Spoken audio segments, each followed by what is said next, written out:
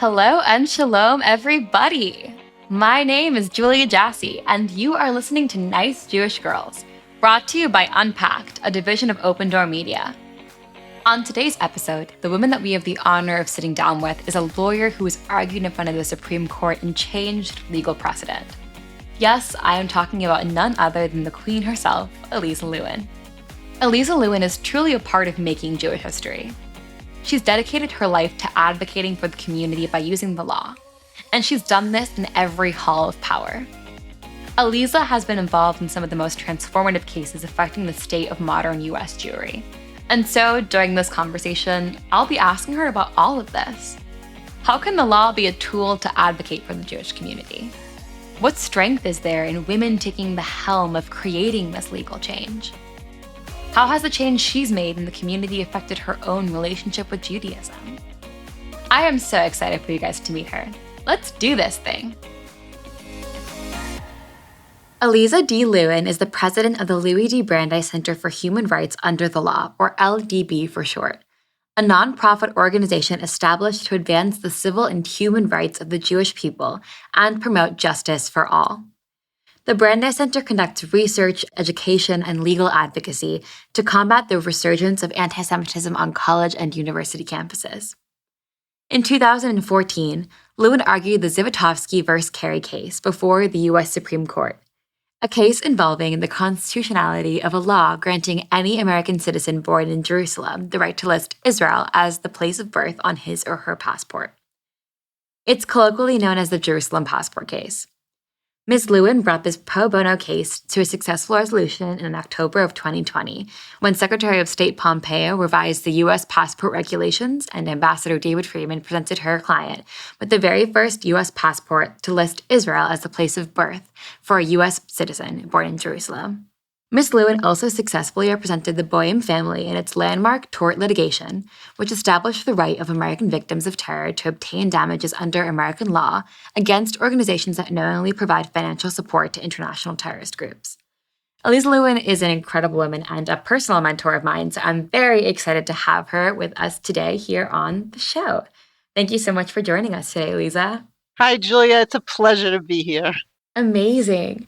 So as always, I want to start right from the beginning. Can you tell us a little bit about where you're from, what your background is as a Jewish woman, what your experiences have been along that vein? I grew up in Washington, D.C., and Judaism has always been a part of my life.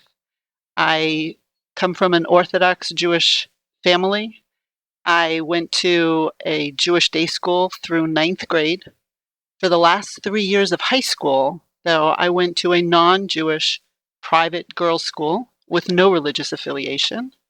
And that actually provided me with the opportunity to really think about my Judaism. Mm-hmm. Because for the first time in my life, when I was in high school in 10th through 12th grade, I found that I would be asked questions by my peers. They'd want to know why I had certain customs or practices. They wanted to know what the reason was for these certain different observances, religious observances. And I found that suddenly I actually had to dig into all the information I'd learned over all those years in the Jewish day schools to answer the questions. Mm-hmm. And sometimes I'd have the answers at my fingertips, and other times they'd ask me questions and I actually didn't know the answers. And I was fortunate enough that I was still living at home. And my father's very knowledgeable and has an amazing library. And I would go home and I'd ask him, and he'd pull some book off the shelf and sit down and learn it together with me. And I found that I actually internalized my feelings about the religion in a way that many of my friends who were still at Jewish day schools and high schools didn't have to do. I really had to think about, well, do I really believe this? Or, why am I doing this? And I found that by the time I finished high school, I had really internalized my faith and my convictions much more than some of my peers. Mm-hmm. And I saw that a lot when I went to college. This story of mentorship and of being given the tools to figure things out for yourself and using those tools to come to grips with things that take people a lifetime to come to grips with. It seems like that's played a really strong role in your life, especially talking about your father's library and For anyone listening who is unfamiliar, Alyza Lewin and her father are both really successful and incredible lawyers. Has this legacy of continued knowledge been an impactful role in you deciding to pursue a career in law? Sure, absolutely. I mean, my father has had an enormous influence in my life. My father, Hmm. as you mentioned, is Nathan Lewin. He's a bit of a legal legend, particularly in the Jewish community. While he is a uh, appellate litigator, constitutional law expert, Hmm. white collar criminal defense attorney, he has always, throughout his career, devoted a significant amount of his time and energy to legal work on behalf of the Jewish community. Hmm. So while he's argued 28 cases before the Supreme Court, Wow. several of those have involved issues of religious liberty. He argued the case involving the right to wear a yarmulke in the military. He Hmm. argued the case before the Supreme Court of the right of Chabad Lubavitch to put up the large Hanukkah menorahs in the public square. And those are just a few. Hmm. So I grew up in that environment. But it actually goes back even further than my father. My father's father was also very much an advocate on behalf of the Jewish community. My father was born in Poland, in Lodz or Łódź, before the Hmm. war, and he and his family escaped, fled from Europe. My father was 3 years old, and Wow. they were refugees who managed to make their way to the States. My grandmother was actually the one who was instrumental in saving the family. She was raised in Amsterdam. She was Dutch. And when the Germans invaded Poland, she immediately recognized the need to leave. And within days, they smuggled across the border into Lithuania. And my grandmother was the one who really opened up an avenue for many Jews who ended up being saved because she took it upon herself. She knew that they were not going to still be safe in Lithuania.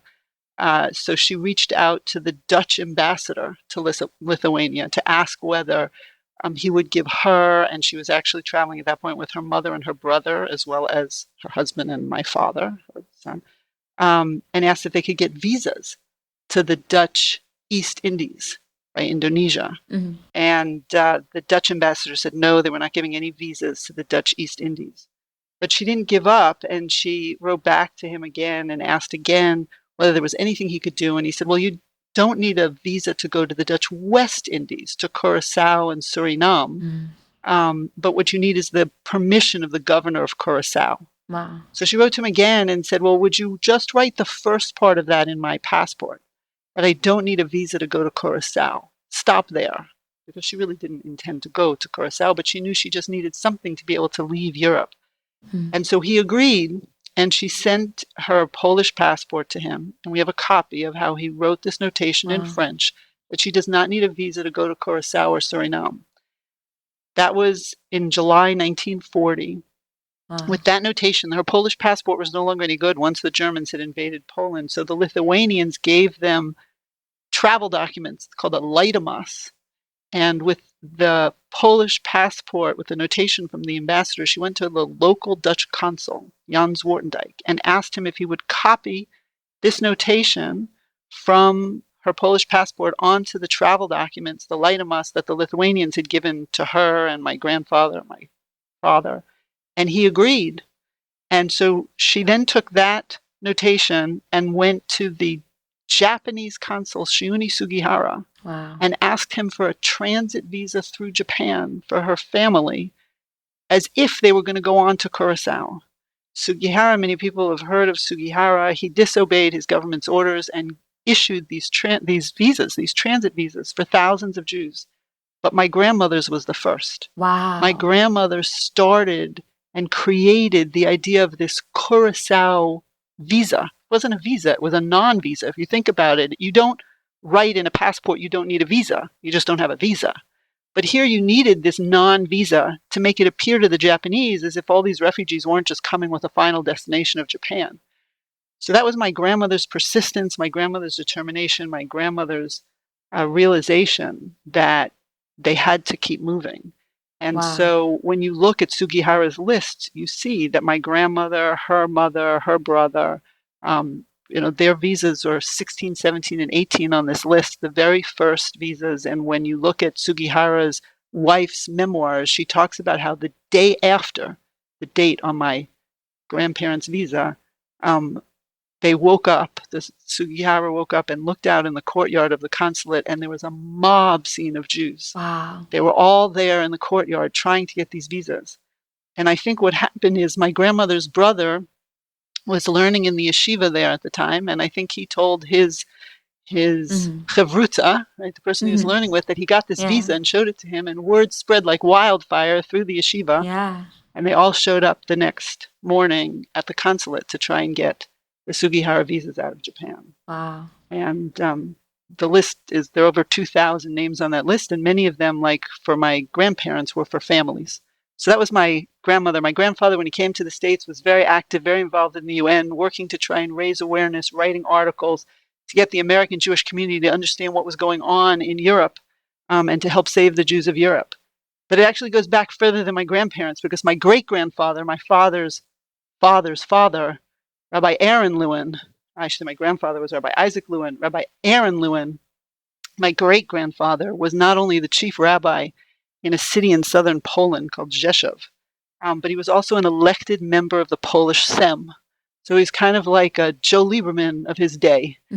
He was a member of Agudath Israel, so he had a long beard and black hat and black abekisha, very religious man, but a politician, spoke beautiful Polish, was quite an orator, and people say he spoke out against Hitler. I bet he may have been on Hitler's 10 most wanted list. He unfortunately perished in the Holocaust with most of my grandparents' families.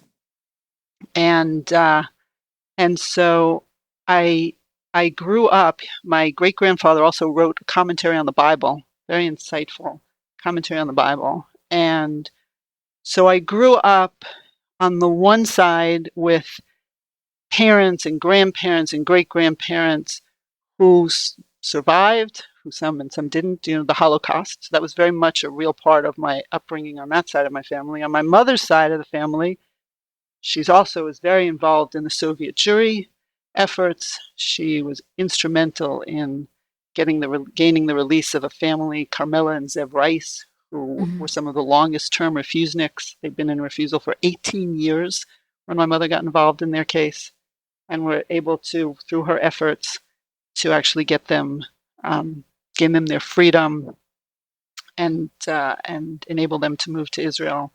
But her mother, so my maternal grandmother, was born in the old city of Jerusalem when it was under Ottoman rule, and she was a 7th generation Jerusalemite. So my ancestors on my mother's side came to Israel in the 1800s. So I have always felt that in me, both of these pieces of Jewish history meet. Yeah. I have on the one side the Holocaust, and on the other side, my roots in the Jewish homeland and in Israel. And I used to look at pictures of that were taken in the 1930s in the Jewish ghettos in Poland. My father, I said, was born in Lodz. So there was a photographer, Roman Vishniak, who took pictures with a hidden camera of Jews in the Lodz ghetto in 1939. And I would look at those pictures and think how close it came to that being my life. And by just some twist of fate, I wasn't born there. I was born in the United States. I grew up with such opportunity and such blessing. And why? Why? I have always felt not only extremely grateful for that fact, but I've also felt this deep sense of obligation that means I'm supposed to give back somehow. I'm supposed to be able to use the blessings that I have been given and the experiences that I've been given to try and help the Jewish community. So Absolutely. that's it. That's how I came right to what I do. That's what motivates me to do what I do. And so, yeah, I always knew, I talk about my father, I always knew I wanted to be able to practice law with him someday. So I wanted to understand his cases and understand what he does, but also be able to do some of the kind of work that he does. And done that you have. I mean, one thing that I find so compelling about the story you've just told us, I mean, there was a lot that I find very compelling about that story. It's an incredible family history, and the duality of it is something that I can relate to a lot coming from a similarly mixed family background. I've experienced the Holocaust, but also have experienced a deep connection to Israel for longer than just since 1948, but for centuries. And the case that you really have been a massive part of was the Jerusalem passport case. And one thing I found so interesting was that the story you told us about your grandmother also had to do with passports and visas, and also had to do with a woman really taking hold and protecting so many in her community through something as simple or as complex, I guess, as a passport. It's just a really interesting, I guess, full circle moment to consider. But can you tell us about this case? How did you find it? What was the process of it? And what was the impact of this case? Sure. So many people don't realize that the policy of the United States until the last administration was that Jerusalem, and I'm talking about all of Jerusalem, east and west, the United States did not recognize any part of Jerusalem as actually being in Israel. Mhm. At first, when the United States recognized Israel in 1948, this was out of respect for the initial partition plan, the UN partition plan that had envisioned Jerusalem as a corpus separatum, as this separate international city. After 1967, the rationale was, well, the future status of Jerusalem needs to be determined in peace negotiations. And so until that happens, the United States is not recognizing Israel's sovereignty, formally recognizing Israel's sovereignty over any part of Jerusalem. And you would see this policy in particular in the passport Mhm.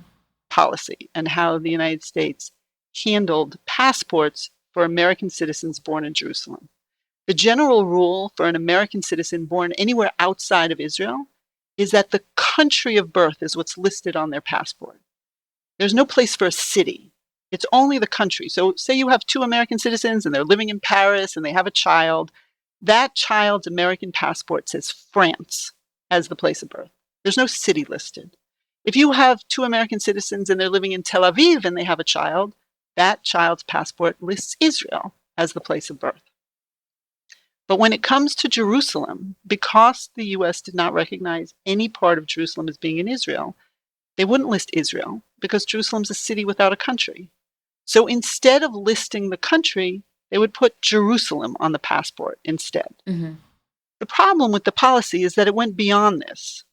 The passport policy would bend over backwards to accommodate those individuals who sought or wanted to believe that one day the Jewish state of Israel would not exist.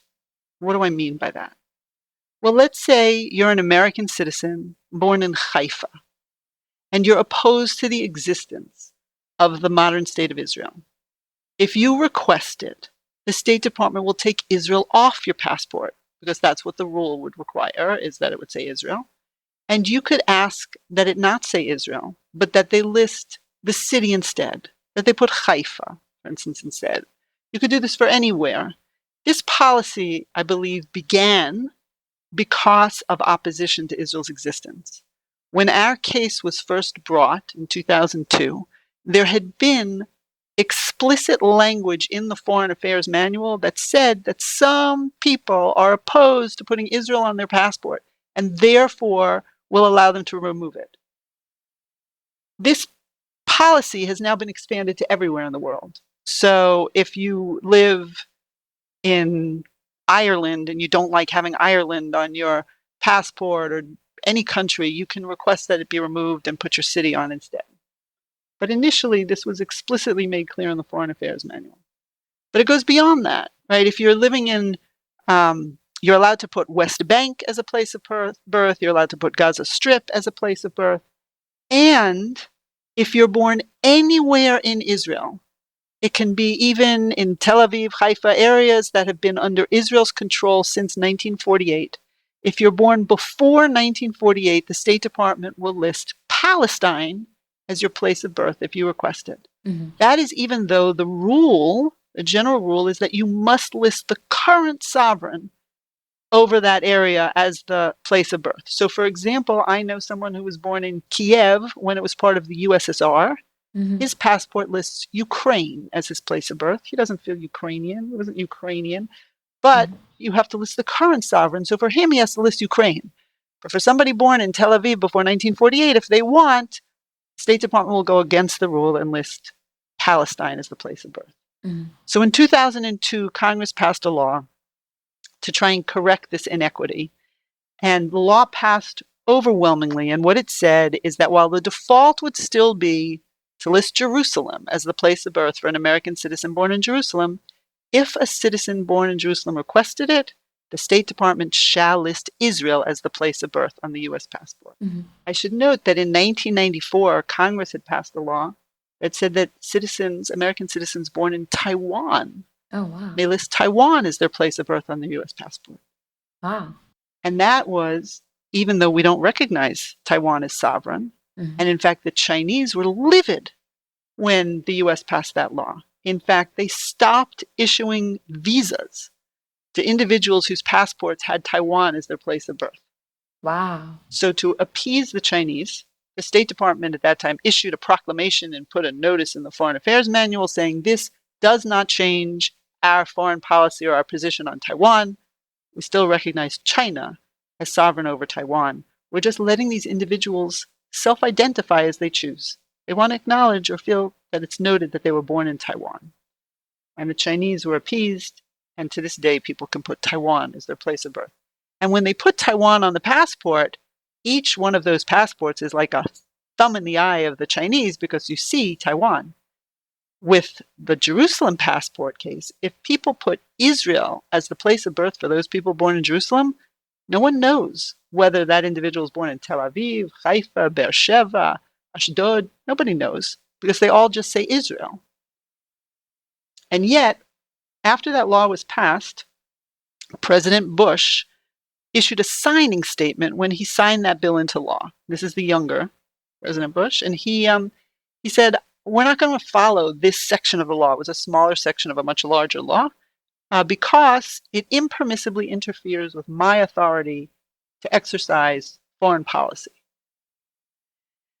So you want to know how this case came about? I will tell you that the Congress passed the law. President Bush signed this signing statement, and a few weeks after the law was passed and the signing statement was issued, a really good lifelong friend of mine gave birth to her third child. It was her first child in Israel after they'd made Aliyah.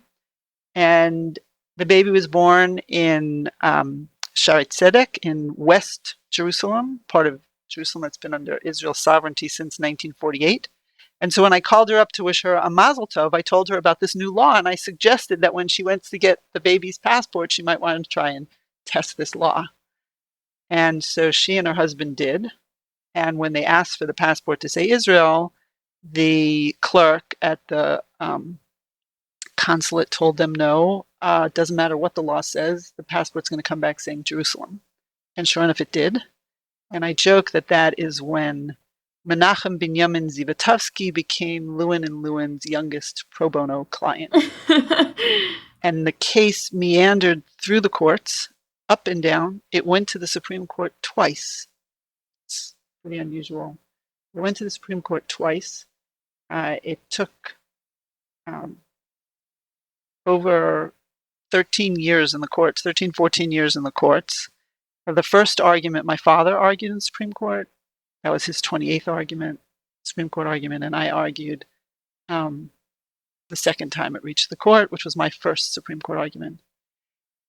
And I will tell you that although my father was encouraging me to do the argument and the client was encouraging me to do the argument, I was very, very hesitant to do the argument because while my father and I have a law practice together, We have very different, um, uh, I should say, pieces of the practice that we enjoy. My father loves to get up in court. He loves the adrenaline rush. He loves the arguments, with whether it's appellate arguments or examining witnesses. I much more enjoy kind of the mediation. I've been trained as a mediator. I like to try and see if I can bring the parties to reach a negotiated settlement. So the joke always in our firm was, you want to negotiate a settlement, go talk to Alyza. You want to litigate the case, go talk to Nathan Lewin. And what that meant in actual practice was that if we had oral arguments, I gave them to my father to do, and I sat second chair. So this wasn't only going to be my first Supreme Court oral argument. This was my first argument in any appellate court. Wow. Starting off strong with the first oral argument, right? So to say that this was pushing myself outside my comfort zone is an understatement. Wow. I really was unsure whether I was ready to step into my father's shoes and try and take on this case. And it had become, I should say, a significant separation of powers question.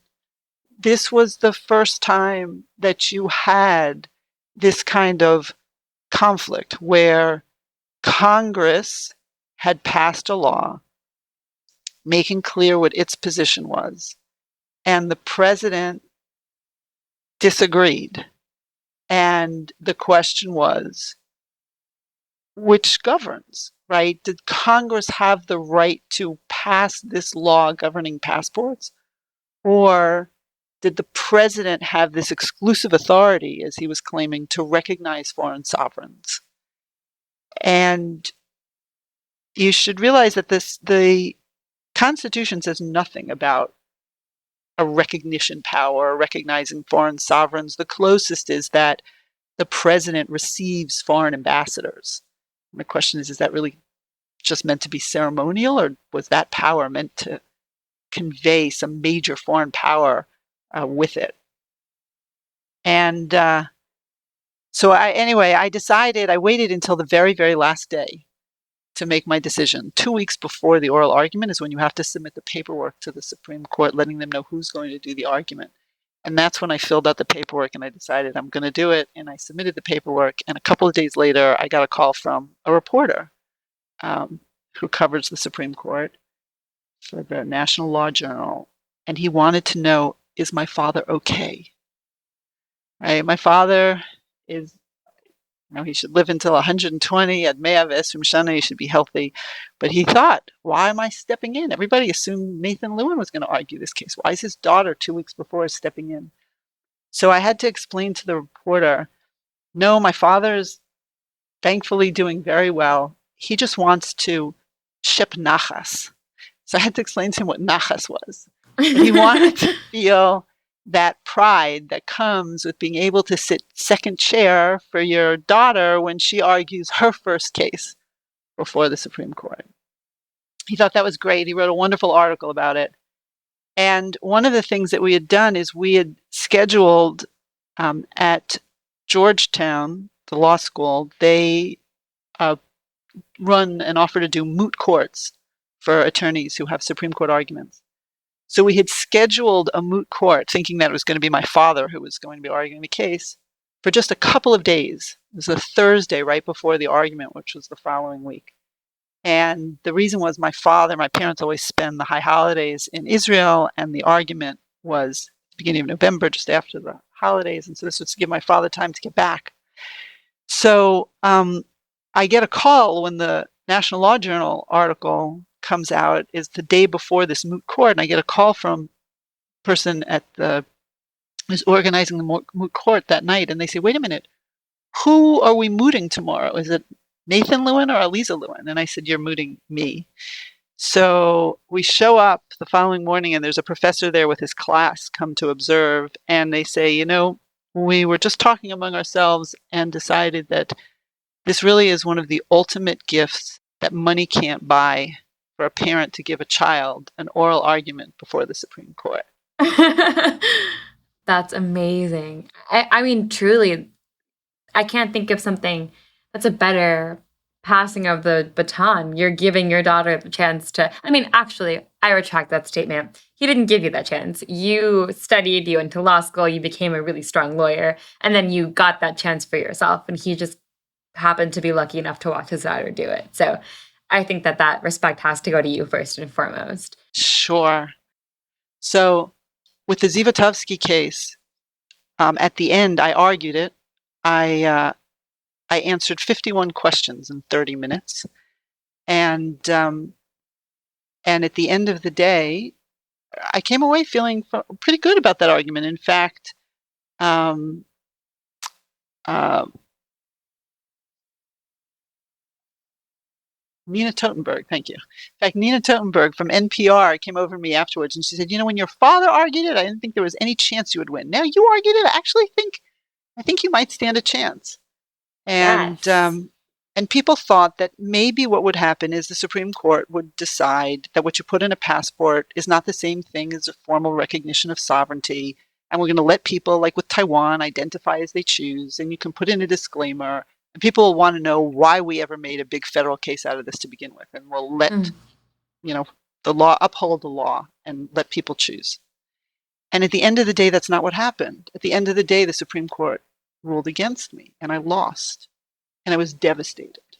I thought, how could that be? We should have won. Everybody was on our side, right? We had, not only did we have all 100 members of the Senate, now you can't even imagine all 100 members of the Senate agreeing on anything, but the Senate Legal Counsel's Office filed an amicus brief in support of our position. We had additional congressmen that supported it. We had states attorney generals. We had law professors. We had the entire Jewish community from right to left politically and conservative, Orthodox, Reform, everybody. There were only 3 amicus briefs filed against us on the other side.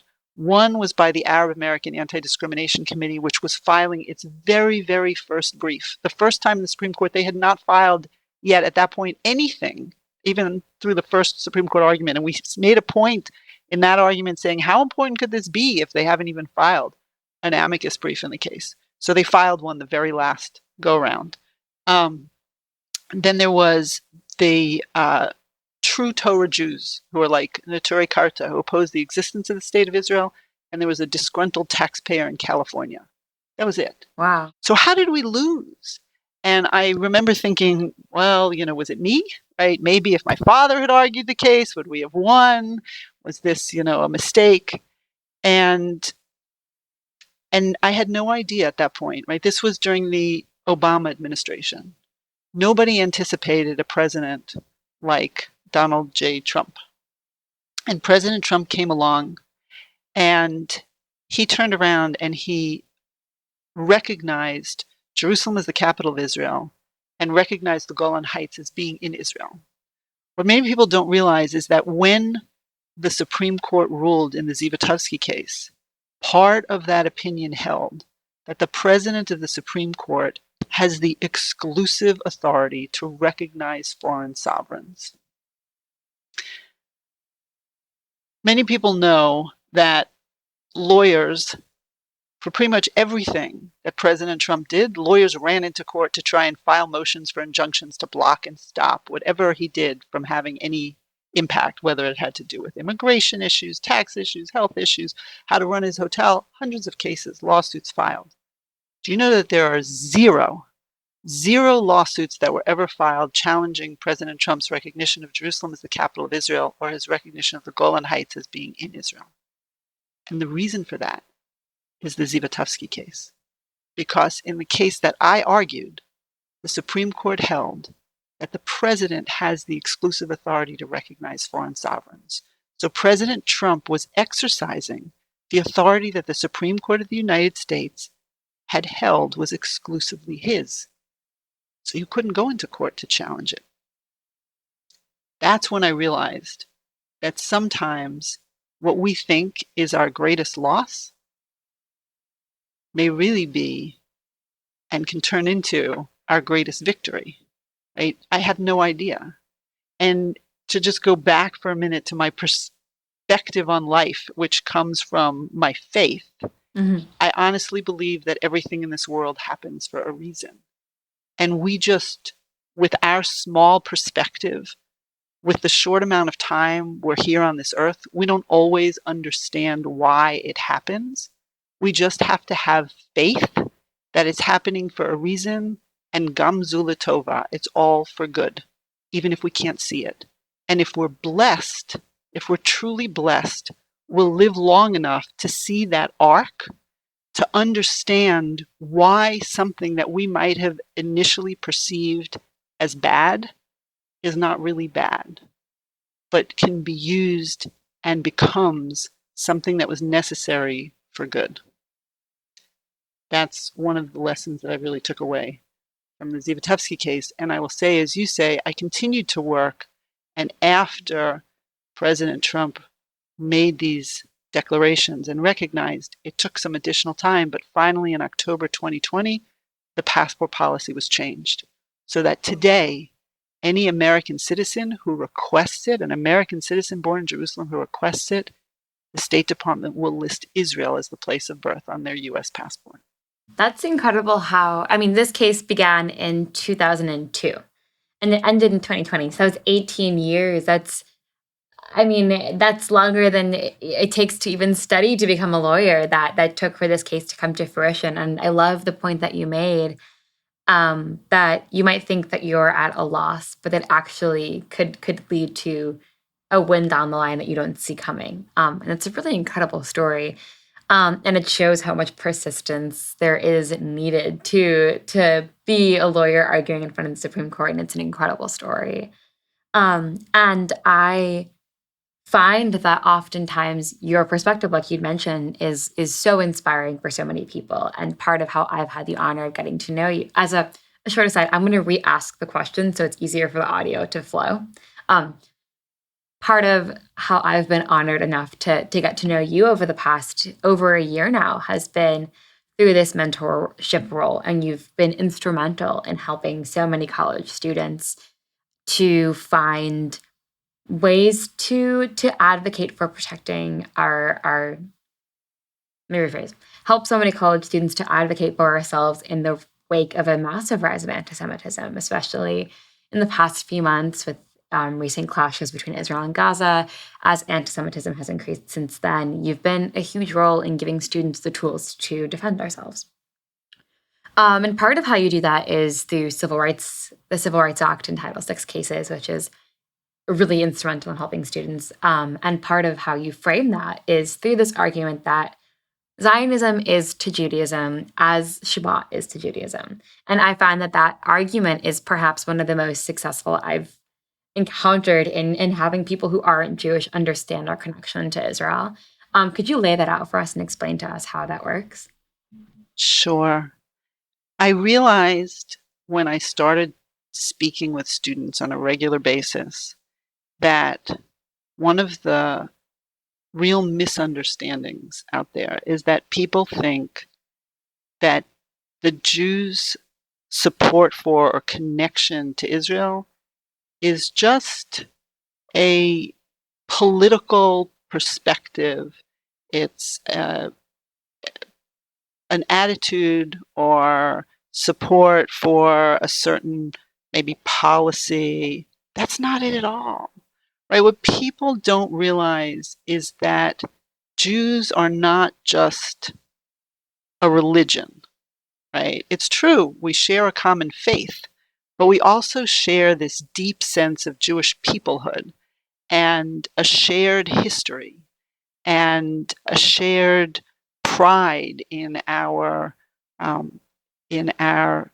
ancestry and our culture and our heritage, which is completely and totally intertwined with the land of Israel.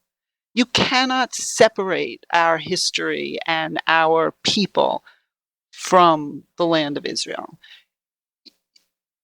Right? So I tell people, over half of the 613 commandments in the Pentateuch are actually related to the land of Israel and can only be fulfilled in the land of Israel.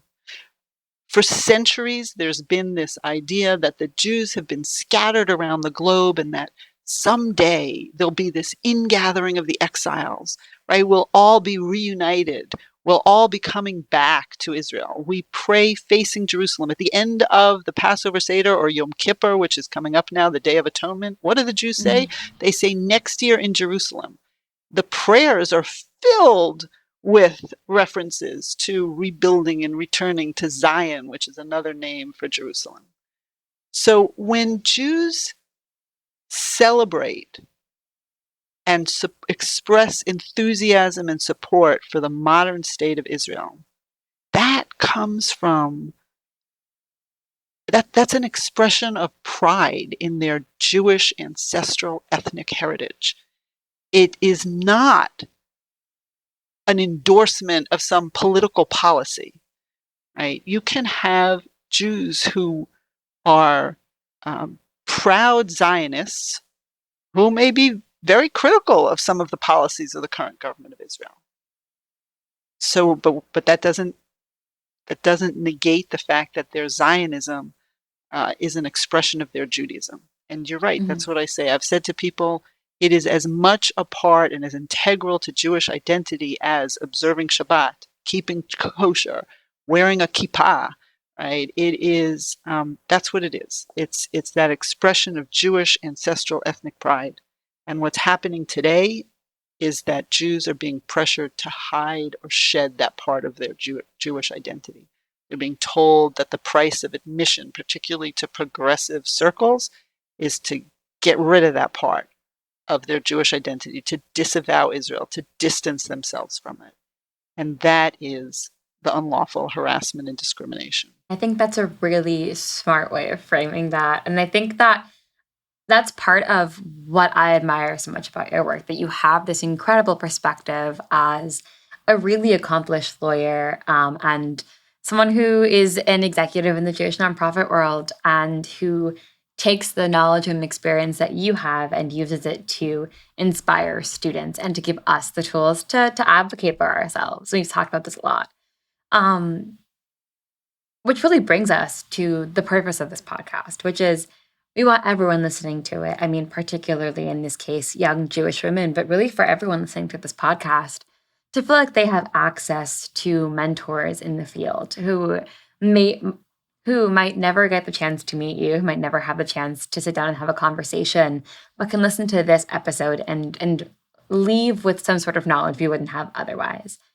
Which brings us to the question that I like to finish up with for every guest, which is, what is one piece of advice that you'd want to give to the people listening to this, the young women listening to this, right now in this moment of time where antisemitism is rising, about how to navigate the world as a young Jewish person and how to use these tools best to our advantage?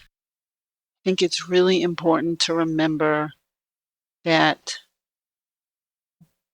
the best response to bias and hate is self-confidence and pride, right? We cannot let others define us. We need to delve deeper and learn more and feel stronger and prouder about who we are and what we are.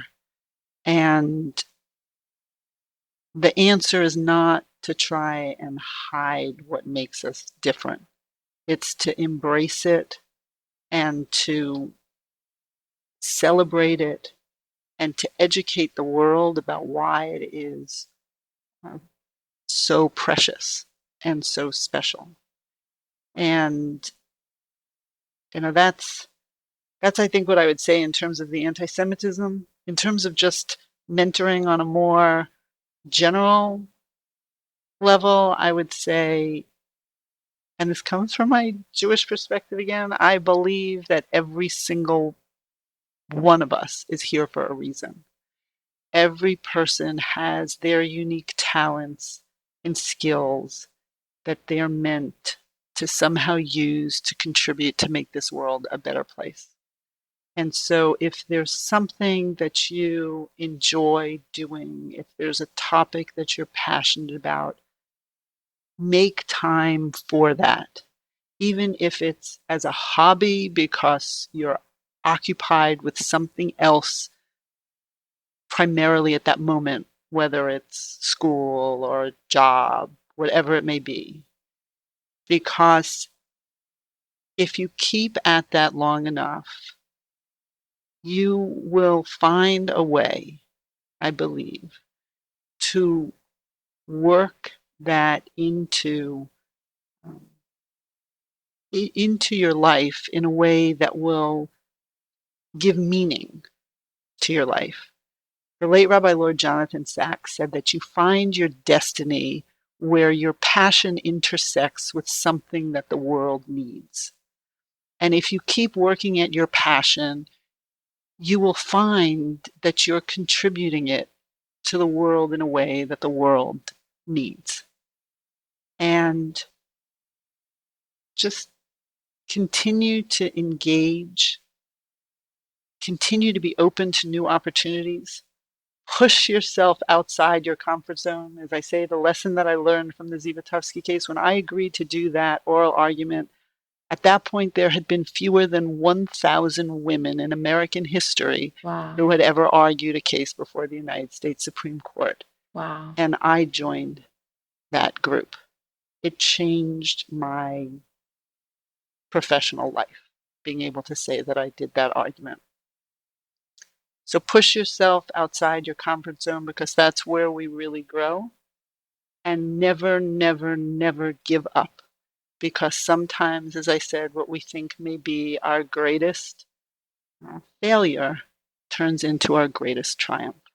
Alyza Lewin, you are absolutely incredible. One of the most incredible women I've ever had the privilege of getting to know as a mentor and professionally. And I'm very grateful that you took the time to speak with us today and that everyone got a chance to hear your story, because it's just unbelievable. So thank you so much for being here with us today. Thank you so much, Julia, for inviting me, and I wish you the best of luck with all your endeavors. Thank you so much. One of my favorite parts of hosting this podcast has been the impact that it's had on me on a very personal level. I get to sit down with some of my own mentors, some of the people who have shaped me into who I am today, who I look up to as role models. And I hope that you listening have also experienced this impact in some way. Alyza is a really perfect example of this. She's accomplished more than any of us could ever dream of, really. And beyond her accomplishments, she's this incredible woman who gives back to the community she comes from. She advocates for the Jewish people. She is this incredible example of powerful womanhood. And she does this all while mentoring young people to follow in her footsteps. Truly, I'm so inspired by Alyza Lewin and all women like her. And this, my friends, is where we'll leave you for today's episode of Nice Jewish Girls. Hopefully a bit smarter and a bit more inspired. I would love, love, love to hear your feedback. Email me at podcasts@jewishunpacked.com. And don't forget to join us next week when we'll be speaking with independent filmmaker Paula Eisel. Nice Jewish Girls is a production of Unpacked, a division of Open Door Media. Rivki Stern is our producer, and I am your host, Julia Jassy. Check out JewishUnpacked.com for everything Unpacked related, and subscribe to our other podcasts. Check them out and let me know what you think. And don't forget to follow Unpacked at all of the social media places. Just look for @JewishUnpacked. Talk to you later, ladies.